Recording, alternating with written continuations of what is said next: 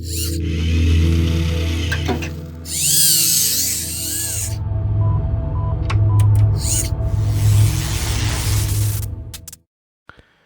this is going to be the first video request. Someone gave me a donation for this video, but before I proceed, I want to just make some things clear. This policy, as I mentioned in the other video, will be temporary. Believe what you want. I got a lot of negative feedback from some people. You know, those are the kinds of people I don't want sub to me anyway. But, you know, this will be temporary. The minute I reach my mark, to reach my goal, I will stop this policy immediately and I'll make an announcement out of it because I don't want to continue this policy. I don't want to continuously do this like some people. And this being the first video, first priority, but because there have been several requests, videos will be prioritized, quite frankly, by the amount of donation given, and that's how it's going to be. In any event, this request was for an explanation as to why long hair in females is generally more attractive than short hair, and what the scientific basis of this is. Now, it's interesting to a certain extent because I had this very conversation of a sort on the BioWare forums not but a few days ago, where I had created this troll bait thread. To a certain extent, it was troll bait, but also somewhat legitimate, explaining that this extremely short-haired, butch-like female that is the heterosexual male romance interest in the game, it really was not objectively attractive. And then people rushed in, the usual people. How can you say objectively? That's just your opinion. Well, I said, you know, long hair is objectively more attractive. To which they replied, "You have no proof, blah, blah, blah. Where's the evidence?" I said, well, the evidence is right there. It's always been there. So, anonymous, sir, this gentleman wishes to remain anonymous. It's really quite simple, and I will add some citations to this. But in matters of politics and business, they say, follow the money trail, right? In matters of human behavior and just human beings in general, I say follow the reproductive trail. Everything goes back to reproduction at the end of the day. Our incessant desire to replicate our genes, male and female, respectively, different paths, same goal. So the really short answer would be, why is long hair more attractive than short hair in women? Because men like it. But that wouldn't be a very satisfactory answer, would it, Mr. Anonymous? Probably not. Well, for one thing, long hair is primarily a display of fertility, of fecundity, of reproductive health.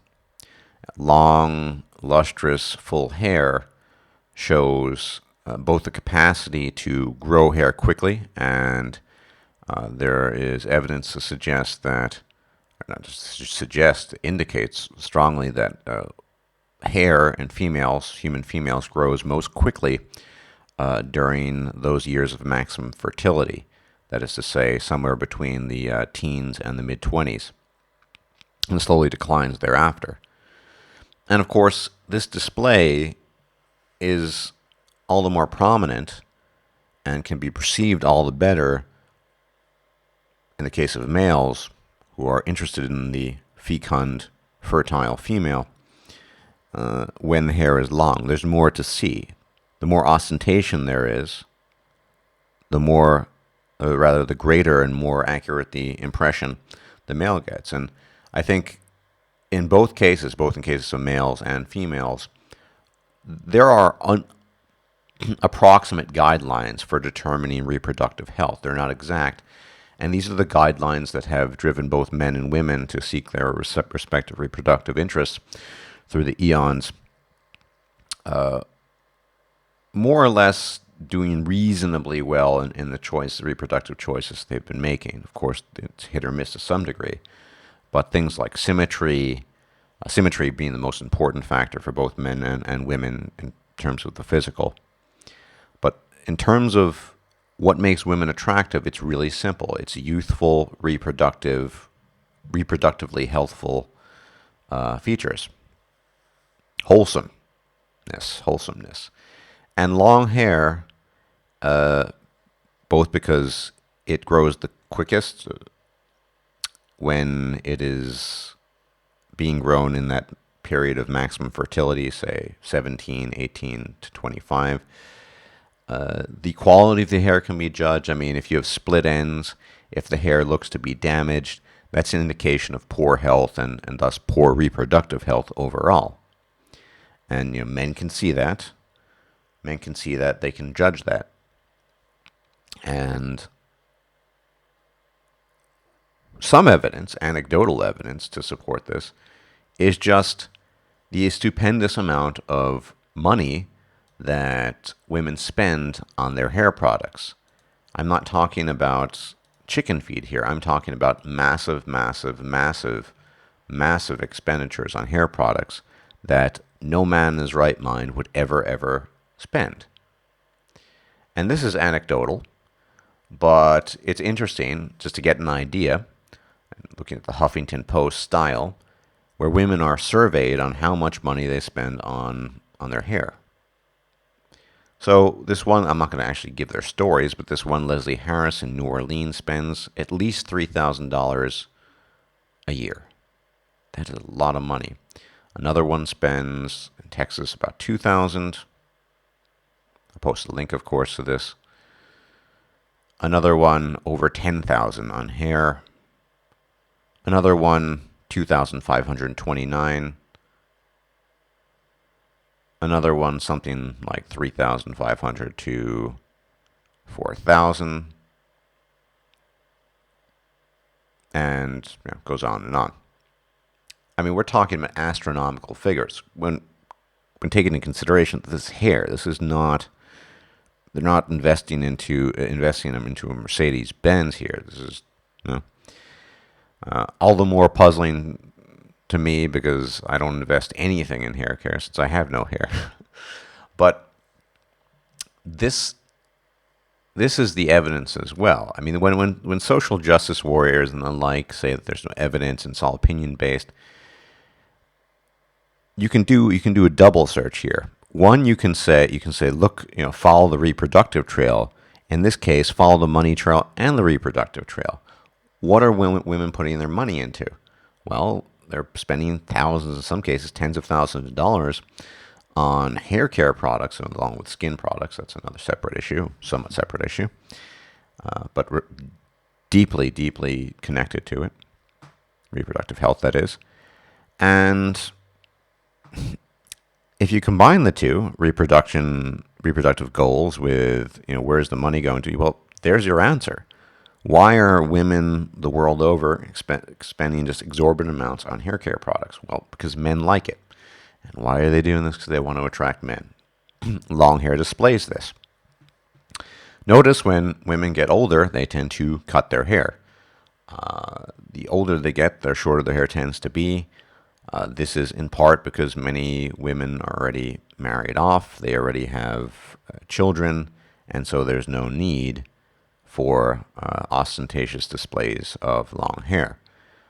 Women wear their hair the longest in their prime years of fertility. This is almost a universal. Are there exceptions? Yes, there are exceptions. These exceptions, however, do not defy the rule. But don't take my word for it. I will now read off a bit from the Handbook of Evolutionary Psychology, David Buss, probably the most prominent evolutionary psychologist out there. So, brace yourselves. And there'll be a link to this, of course. Hair quality. Grammer et al. Found that hair length was significantly correlated with female attractiveness. Hair grows at the rate of about 1/2 inch per month until it falls out upon reaching 2 to 3 feet in length. Starvation causes loss of hair. Nutritional deficiencies in vitamins and minerals cause damaged hair. And malnourishment causes observable changes in hair color, e.g., dark hair takes an odd reddish tone. Hair, therefore, provides an observable record of individuals' recent health and nutrition, serving as an indicator of diet and health over a 2 to 3 year period. and reflects heritable genotypic quality. Shiny, strong hair provides a cue to recent good health, developmental condition, and genotypic quality. Tellingly, long hair is often preferred across cultures, and long, lustrous hair is often associated with beauty.